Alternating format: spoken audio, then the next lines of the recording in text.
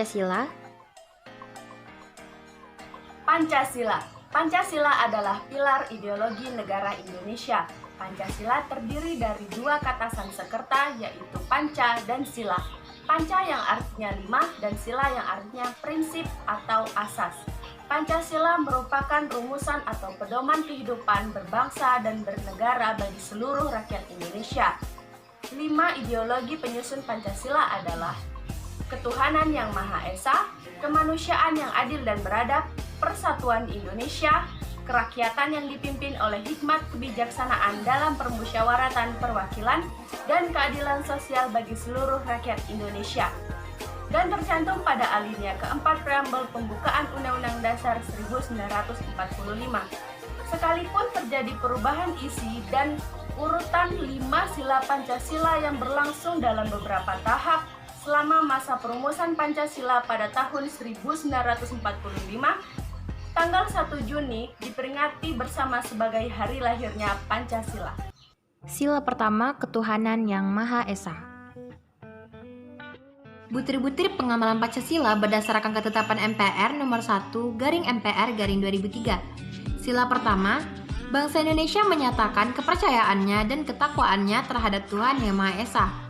Manusia Indonesia percaya dan takwa terhadap Tuhan Yang Maha Esa sesuai dengan agama dan kepercayaannya masing-masing menurut dasar kemanusiaan yang adil dan beradab. Mengembangkan sikap hormat, menghormati, dan bekerja sama antara pemeluk agama dan penganut kepercayaan yang berbeda-beda terhadap Tuhan Yang Maha Esa. Membina kerukunan hidup di antara sesama umat beragama dan kepercayaan terhadap Tuhan Yang Maha Esa. Agama dan kepercayaan terhadap Tuhan Yang Maha Esa adalah masalah yang menyangkut hubungan pribadi manusia dengan Tuhan Yang Maha Esa. Contoh penerapan sila pertama yaitu beribadah kepada Tuhan Yang Maha Esa. Di sini kami memberikan contoh yaitu bagi umat Islam yang beribadah kepada Allah Subhanahu wa taala dengan sholat dan mengaji. Sila kedua, kemanusiaan yang adil dan beradab.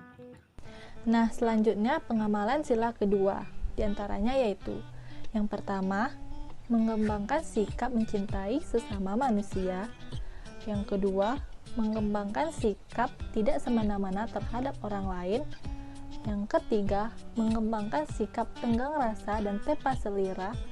Yang keempat, mengakui dan memperlakukan manusia sesuai dengan harkat dan martabatnya sebagai makhluk Tuhan Yang Maha Esa. Yang kelima, mengakui persamaan hak, persamaan derajat, dan kewajiban asasi setiap manusia tanpa membeda-bedakan ras, suku, jenis kelamin, agama, dan sebagainya.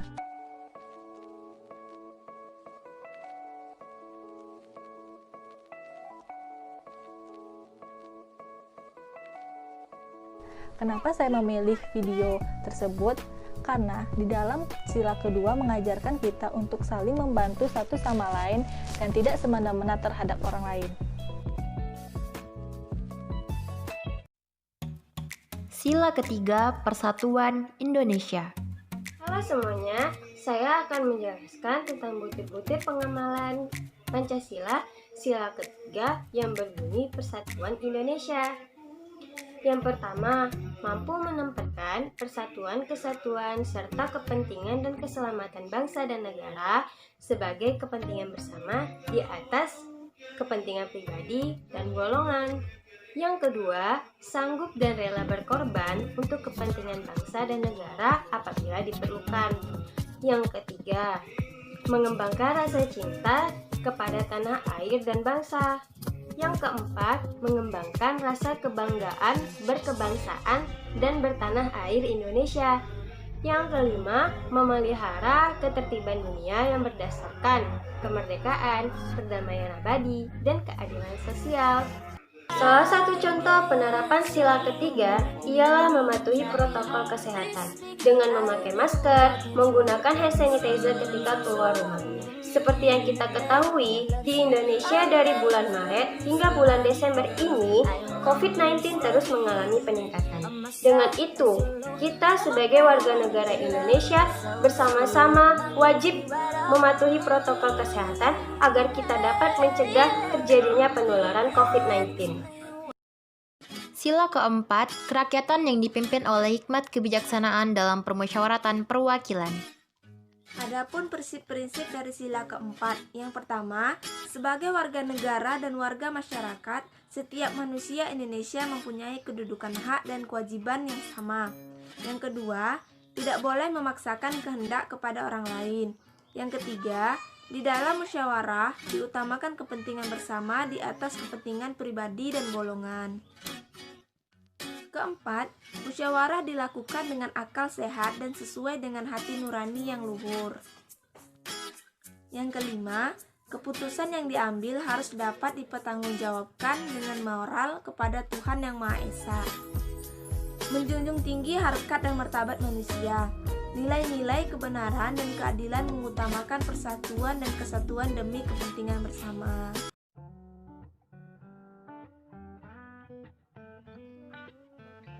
Assalamualaikum warahmatullahi wabarakatuh. Waalaikumsalam.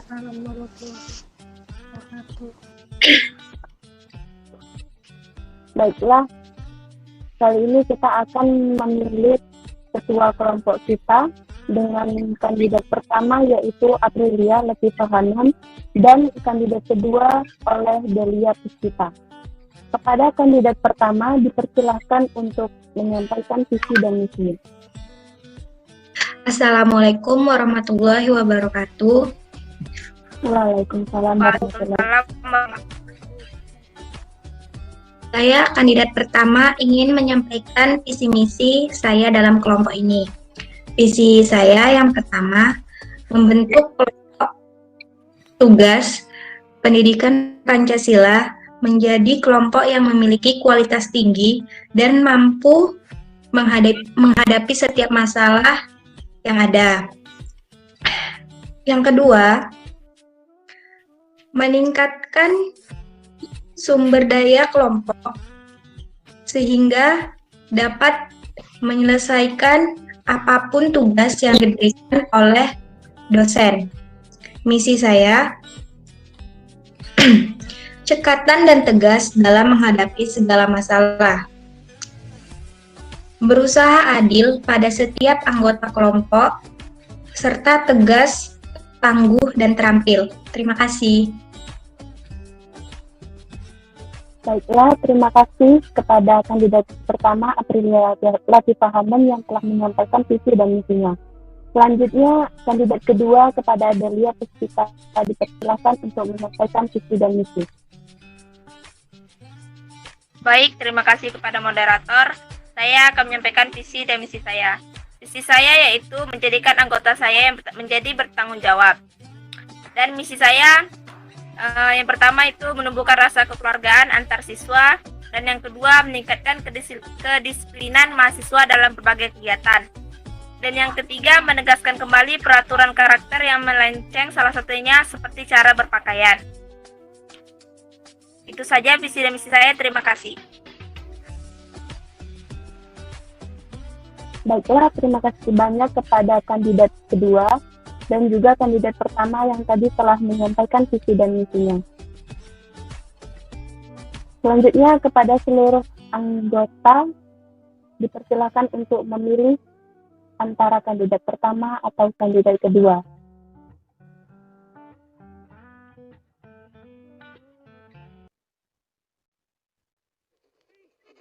Untuk memilih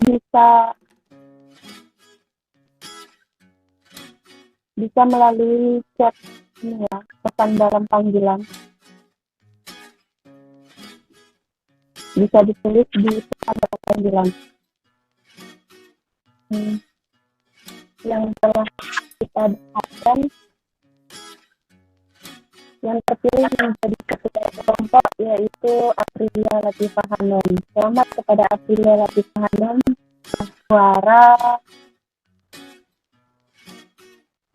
3 dan Delia 2.